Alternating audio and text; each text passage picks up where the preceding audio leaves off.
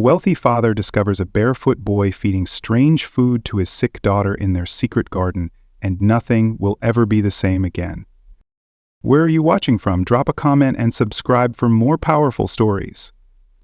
David Langston stepped into his grand sterile mansion and paused immediately. A faint, sweet, earthy aroma hung in the air, completely out of place in the immaculate halls he kept meticulously cleaned. He frowned, scanning the pristine marble floors and pale walls for the source of the scent, unease growing in his chest like a tightening fist. Sunlight streamed in through towering windows as he made his way toward the back of the house, following the unexpected fragrance. The deeper into the mansion he went, the more pronounced the scent became, an herbal warmth that seemed alien inside these sterile walls. Stepping through the glass doors and into the sprawling private garden, David froze mid-step. On the grass, beneath a canopy of summer leaves, sat his daughter Lily. Lily, his delicate, fragile child, who for months had barely managed to lift her head or offer a word beyond a weak sigh, was sitting upright. And she was smiling. It was the kind of smile David hadn't seen in so long that it felt like a foreign light breaking through storm clouds. Her pale cheeks were tinged with a soft flush. Her eyes sparkled, alive, wide with wonder as they focused on someone beside her. There, crouched low in the grass, was a barefoot boy about 9 or 10 years old. His medium brown skin was dusted with dirt, his dark hair a tousled mess. He wore a ragged, striped t-shirt, torn at the collar and stained with patches of old grime, and a pair of loose, threadbare shorts. In his small, scraped hands he held a steaming bowl from which a fragrant vapor rose. Carefully, he scooped up a small crumb of something mysterious and, with gentle precision, held it out toward Lily's lips. Lily giggled, an airy, fragile sound that sliced through the silence like a bell. She leaned forward, eager, eyes bright, trusting. David's heart lurched between astonishment and panic. "What in God's name is going on here?" he barked, his voice echoing across the garden like a whip crack. The boy jerked backward, nearly spilling the contents of the bowl. His eyes went wide and fearful as he dropped the spoon, its metallic clang sharp against the flagstone path. His small frame seemed to shrink, shoulders hunching, as though trying to make himself invisible. Lily, startled by her father's harsh tone, looked back and forth between David and the boy, confusion and worry clouding her newfound light. David stepped forward, towering over the boy, his face dark with anger and confusion. "Who are you? What are you feeding my daughter?" he demanded, his voice low and trembling with restrained fury. The boy swallowed hard, glancing at Lily as if silently begging her to help. Then he looked back up at David, his dark eyes shimmering with fear, but also something else. Determination. "My name is Noah Brooks, sir," he stammered, voice barely above a whisper. I only wanted to help her." David blinked, stunned, struggling to reconcile the sight before him. His daughter, alive and laughing, because of this ragged, barefoot boy.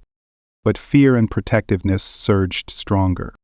"Help her," David shot back, "by giving her this?" He gestured sharply at the steaming bowl, the unfamiliar herbs and thick liquid swirling within. Noah opened his mouth to explain, but the words caught in his throat as David stared him down, a mixture of suspicion and rage blazing in his eyes. Lily reached out a trembling hand toward the boy, her small voice a faint, pleading whisper. Papa, don't yell. Noah's my friend." David froze, his daughter's words slicing through him with the force of truth he didn't want to hear. Silence fell over the garden, hanging heavy as the sun shone down upon this unlikely gathering. A frail girl, a frightened boy, and a father torn between fury and an impossible hope. For several moments the garden remained silent except for the rustling of leaves and the distant call of a bird. David Langston stood rigid, his fists clenched at his sides, eyes locked on the barefoot boy crouching before his daughter. Noah Brooks shifted his weight uneasily, eyes darting between David and Lily. His fingers twisted in the hem of his ragged shirt as he swallowed, trying to muster the courage to speak. "I didn't mean no harm, sir," he said finally, his voice trembling but clear. I just wanted to help Lily. David scoffed, the sound sharp and bitter. Help her? By feeding her? Unknown substances? Do you have any idea how dangerous that could be? Noah flinched but lifted his chin a fraction. It's not dangerous.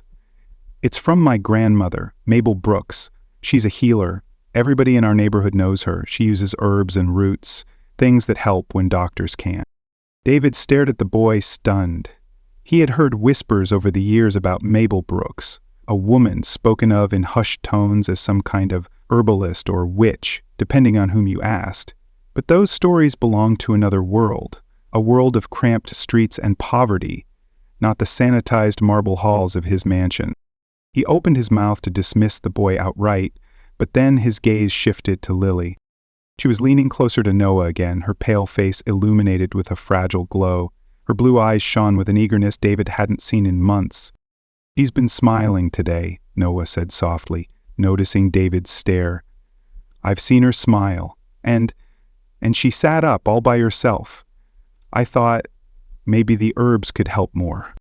David felt the words strike a painful chord deep within him. For months he had watched helplessly as Lily wilted in front of his eyes, growing weaker each day no matter how many doctors he brought in, no matter how many tests they performed. His logical mind screamed at him that this was insanity, trusting a street boy with mysterious concoctions. But the faint color in Lily's cheeks made him hesitate. How do I know what's in that bowl? David demanded, his voice gruff but slightly less venomous. How do I know you're not poisoning her? Noah blinked rapidly, eyes glistening. I swear on my life, sir, it's only good things. Roots, flowers, herbs for the stomach and the blood. Mabel says they help the spirit too. She taught me how to make it. I just wanted Lily to feel better. David pressed his lips into a hard line. He felt torn in half. Half of him ready to throw the boy out immediately, the other half unable to deny the tiny miracle unfolding before his eyes. Finally, he exhaled sharply. All right, here's how this is going to work. You don't give my daughter anything unless I approve it first. You tell me every single ingredient that goes into that bowl. Everything. And someone will taste it before Lily does. Do you understand? Noah nodded eagerly, relief washing over his face. Yes, sir. I can show you everything. I'll tell you all the plants. David turned to Lily. She was beaming at Noah, small hands clapping together with weak but genuine joy. Seeing her so alive stabbed at the fortress of skepticism around his heart. And one more thing, David said, fixing Noah with a hard stare. If anything happens to her, I'll hold you personally responsible and your grandmother too. Noah swallowed, but didn't look away. Nothing bad will happen, sir, I promise. Lily's voice, soft as a breeze, cut through the tension. Papa, please, let Noah stay. David couldn't find the strength to refuse her. He gave a curt nod, though his jaw remained tight. Fine, you can stay, but I'm watching everything. From that moment on, Noah became a strange but welcome presence in the Langston mansion. The days that followed were tense but cautiously hopeful. Noah arrived every morning with bundles of herbs tied in rough cloth, explaining each plant and its purpose. Under David's strict supervision, he prepared small batches of steaming, fragrant mixtures in the vast kitchen, an odd sight among the polished chrome and pristine white counters. At first, David hovered over every step, insisting on sampling the food himself or having one of the staff taste it. But as days turned into a week, he began to notice subtle changes. Lily's eyes seemed clearer. She spoke in slightly stronger tones. She managed a small laugh at a joke Noah made, the sound like wind chimes dancing in a gentle breeze. Each night, David found himself replaying the moments over in his mind, torn between relief and a gnawing dread that it was all an illusion. He set rules for Noah to follow. Every ingredient must be listed and documented. Meals must be prepared under direct supervision. Any reaction from Lily must be recorded and tracked. Noah obeyed every rule without complaint, moving with surprising precision for someone so young. His hands were steady as he chopped herbs, his eyes focused with quiet dedication. Yet even as David watched him, suspicion gnawed at his chest. Was he being foolish to trust a boy from the streets, or was he witnessing something science couldn't explain? By the end of the week, Lily was able to sit up on her own for a few minutes at a time, a feat she hadn't managed in months. One evening, as the sun set in streaks of rose and gold, David found himself standing by Lily's bed, watching her sleep peacefully. Noah sat nearby, carefully packing away dried herbs into small paper packets. David cleared his throat. "Noah, why are you doing this? For a girl you hardly know?" Noah looked up, eyes shining. "Because nobody should look so sad, and Lily, she deserves to smile." David felt something shift in his chest, a hairline crack opening in the solid wall of skepticism he'd built around his heart. Weeks slipped by like soft ribbons of time, each day carrying David Langston deeper into a bewildering new world. His mansion, once a realm of silence and sterile order, was now alive with unexpected sounds and scents. The polished halls echoed with the delicate laughter of Lily, and traces of herbal aromas lingered in the air, stubbornly clinging to drapes and corners. At first, David tried to tell himself it was coincidence, that Lily's cheeks were slightly pinker because the weather was warming, that her voice, now a shade stronger, was merely a brief reprieve before the illness returned. But as the days lengthened into weeks, denial became harder to maintain. Lily was getting better. One sunny afternoon, David stood at the doorway of the garden and watched as Lily, supported lightly by Noah's steady hand, took several slow steps on the grass. She giggled as her bare feet touched the cool blaze, her eyes wide with wonder. "I did it, Papa," she exclaimed breathlessly, looking over her shoulder. David's throat constricted. The sight of his daughter, upright, moving, and laughing, felt like witnessing a miracle. He turned his eyes toward Noah, who beamed, pride shining in his young face. Even in his ragged clothes and dusty skin, there was a quiet dignity to the boy that David could no longer ignore. Noah and his grandmother, Mabel Brooks, had become near constant visitors. Mabel arrived several times each week, carrying baskets overflowing with roots, leaves, and small glass jars filled with mysterious powders. She moved with a graceful, quiet authority, her dark eyes sharp and kind all at once. He and David often spoke in the kitchen, Mabel patiently explaining each herb's purpose while David questioned her with the skepticism of a man raised on science and hospital charts. Still, as the days wore on, David found himself listening more carefully and objecting less. One evening, he sat across from Mabel at the long kitchen table, watching her grind herbs with a wooden pestle. "Why do you think this works?" David asked quietly. "Why, Lily? Why now?"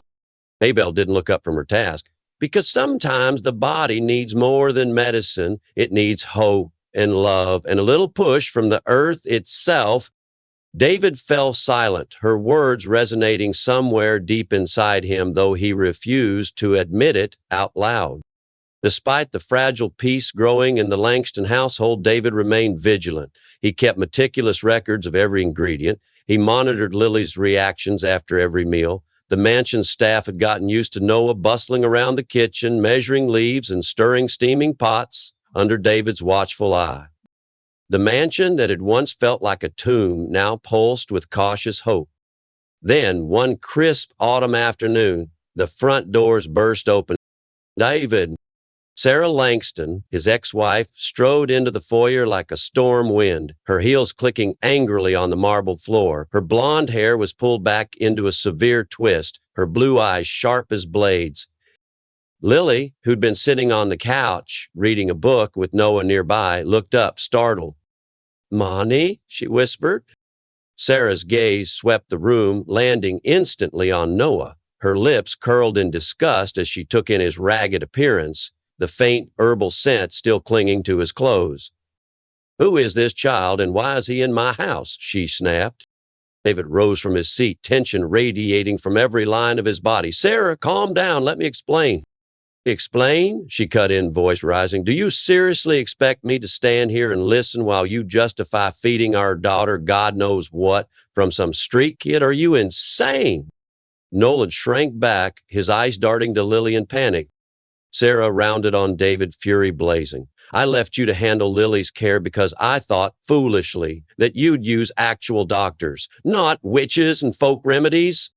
Sarah, David began, trying to keep his voice steady, Lily is getting better. She's smiling again. She's stronger. Just look at her.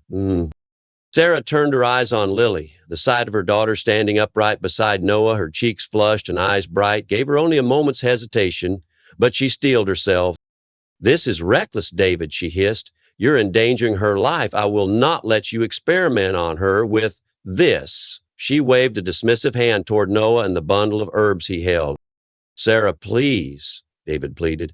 I've documented everything. We're careful. And Lily, she's improving in ways none of the doctors could achieve. Sarah's voice dropped to a dangerous calm. I'm taking her home, and I'm filing for full custody. The words hung in the air like a death sentence. Lily's face crumpled, tears welling in her eyes. No, Mommy, please. I want to stay with Papa and Noah. Sarah hesitated again, but only for a heartbeat. This is not up for discussion. You've lost your mind, David. I'm calling my lawyer tonight. David felt as if the ground had vanished beneath his feet. A part of him wanted to scream, to fight, but another part couldn't deny the flicker of fear gnawing at his resolve. He had risked so much already, and now he might lose his daughter entirely. Noah, trembling, whispered, Please, Mrs. Langston, I only wanted to help her smile again. But Sarah didn't even look at him. Her focus was locked on David, her expression cold and unforgiving. The mansion, alive with hope only moments ago, seemed to darken as Sarah's threat hung over them all like gathering storm clouds. The storm Sarah Langston brought into the mansion did not pass quickly. It thundered through every room, seeping into corners, leaving an icy tension in its wake. Sarah moved swiftly. Within days, legal documents began arriving by courier. Her lawyers demanded full custody of Lily, citing David's reckless endangerment and unscientific treatments. The accusations cut David to the bone, each sentence implying he was a danger to his own child. Meanwhile, the media caught wind of the unfolding drama. News vans parked outside the gates, reporters eager for any glimpse of the wealthy Langston family's private turmoil. And then, just as the battle line seemed fully drawn, something unexpected happened. Late one evening, Grace Turner, a young girl who worked in the local market and often helped Noah carry Mabel's herbs, posted a video online. In it, Lily was seen walking slowly through the garden, her tiny steps hesitant but determined. Her face glowed with a radiance unseen in months. She smiled widely, her eyes sparkling as Noah's gentle voice encouraged her off screen. Birds chirped in the background, and sunlight dappled through the leaves, catching in Lily's golden hair. Go, Lily. Yo doing it, Noah's voice called softly. Lily giggled and stumbled forward, gripping the edge of a flower bed for support. Look, Papa, I'm walking. Grace had captured the moment on her phone, intending it as a sweet memory. Instead, it exploded across social media. Within 24 hours, millions of views poured in. People all over the world debated Lily's miraculous improvement. Some hailed Noah and Mabel as healers, angels who had done what doctors could not. Others condemned David as a reckless father endangering his child with superstition. David sat up late at night reading comments, his eyes burning from exhaustion and uncertainty. Then disaster struck. One chilly dawn, Lily awoke shivering, her face pale, sweat beading on her forehead. She tried to speak, but only managed a low, terrified moan. Moments later, her body convulsed, sending David into a blind panic. Call an ambulance, he screamed, cradling his daughter as she seized in his arms. Noah stood frozen in the doorway, eyes wide with horror. Paramedics arrived swiftly. Lily was rushed to the hospital, sirens wailing through the pre-dawn streets. David paced the cold, sterile corridors of the ICU, his mind a chaos of fear and guilt. Sarah arrived soon after, her expression a mixture of fury and heartbreak. This is exactly what I warned you about, she hissed. Look where your herbs have gotten her. David had no words. He stared through the glass wall at Lily, who lay motionless beneath a thin hospital blanket. Tubes snaked around her fragile body. Machines beeped steadily, each sound like a hammer against his skull. For days, Lily hovered between life and death. Doctors ran test after test, finding no clear cause for her sudden decline.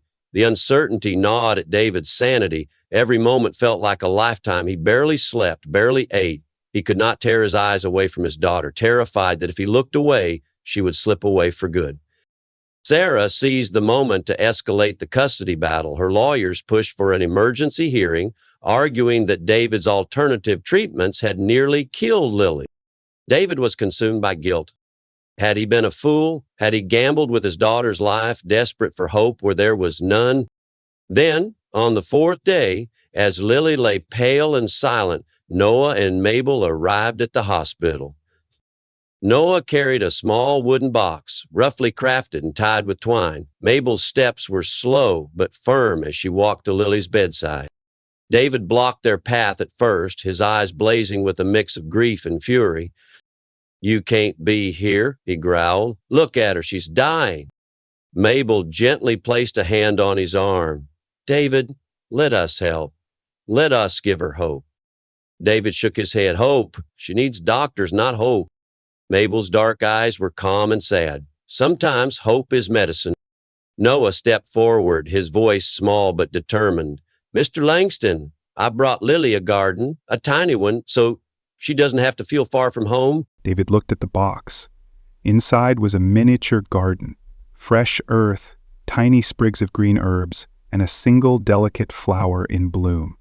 Its fragrance rose gently, reminding David of summer mornings in the mansion garden. Noah set the box on the table beside Lily's bed. He leaned closer, whispering, "Lily, I brought you your garden." For a long moment there was nothing but the rhythmic beep of machines. Then, Lily's eyelids fluttered. Her pale lips parted. In a hoarse whisper, barely audible, she breathed, "Papa? Garden?" David felt something shatter inside him, a wall he'd built to protect himself from pain and fear. Tears spilled down his cheeks. He reached for Lily's tiny hand. "All right, sweetheart," he murmured. "Your garden is here." Mabel placed a soft bundle of herbs near Lily's pillow, their soothing aroma filling the air. She whispered prayers under her breath, her voice gentle and steady. Sarah, standing at the foot of the bed, watched in silence, her fury drained away by the fragile power of the moment. Hope, fragile and flickering, returned to the room. Days passed slowly in the hospital, each one a quiet war between fear and faith. Under the constant watch of doctors, Lily began to fight her way back to the surface of consciousness. The miniature garden Noah had brought sat by her bedside, its soft green sprigs and delicate flower catching rays of light from the hospital window. The gentle fragrance became a symbol of hope for everyone who stepped into the room. Bit by bit, Lily's strength returned. Her eyes began to open for longer stretches. Her cheeks took on a hint of pink. One morning, she managed a soft giggle as Noah showed her a tiny, hand-carved wooden bird he had whittled during the long nights waiting outside her room. David Langston, who had spent so many sleepless nights beside his daughter, felt the darkness inside him beginning to lift. He watched Lily with cautious wonder, as if afraid that any sudden movement might break the spell. But the fight was far from over. Sarah Langston remained wary, her arms crossed tightly whenever she entered the room. The legal proceedings still hung over them, a sword ready to fall. Then came the turning point. Ethan Cole, the hospital's respected physiotherapist, began working with Lily as soon as she was stable enough to try moving. Carefully, he guided her trembling legs through gentle exercises. Noah stood nearby during these sessions, offering quiet words of encouragement. And slowly, impossibly, Lily began to walk again. On a golden afternoon, with sunlight streaming into the hospital corridor, Lily took her first unassisted steps toward David. Her movements were shaky but determined, each step an act of defiance against the shadows that had once claimed her. David fell to his knees, arms open wide. "Come here, sweetheart," he whispered, his voice cracking. Lily stumbled into his embrace, her thin arms wrapping around his neck. Tears streamed down David's face as he held her close, feeling the warmth of her small body trembling with life. Sarah, watching from the doorway, covered her mouth, her eyes glistening. Days later, after intense discussion, Sarah agreed to a fragile compromise. She consented to continue the alternative treatments but under strict medical supervision. Legal documents were carefully drafted, specifying every safeguard and condition. In the end, there was no clear victor in the custody battle. Instead, there was an understanding that Lily's well-being was bigger than pride or fear. David felt as though he'd won something far more important than any legal battle. He had reclaimed not only his daughter's health, but her spirit. Inspired by Lily's miraculous journey, David made a decision that would change his life and the lives of many others. He launched the Senuseed Project, dedicated to bridging the gap between traditional wisdom and modern science. Working side by side with Mabel and Noah, he developed carefully tested herbal recipes and natural remedies, ensuring they met rigorous scientific standards while preserving their ancient roots. Word spread quickly. Families from all walks of life came to the mansion's once secret garden, seeking hope, guidance, and healing. The mansion, once silent and sterile, was reborn as a sanctuary where nature and science danced together in delicate harmony.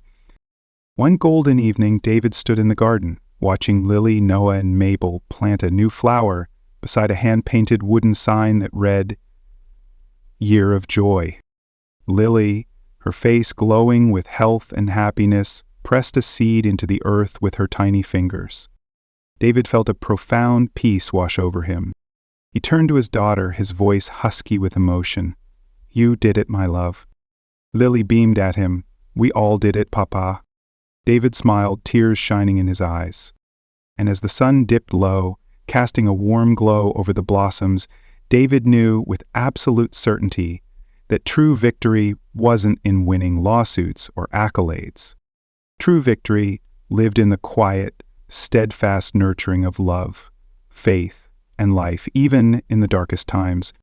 In the garden where hope had never stopped growing, a family once broken now stood united. And dreams, once fragile, stretched boldly toward the endless sky. In a world divided between science and tradition, love found a way to heal. What do you think about natural remedies? Share your thoughts, and don't forget to like and subscribe for more inspiring stories.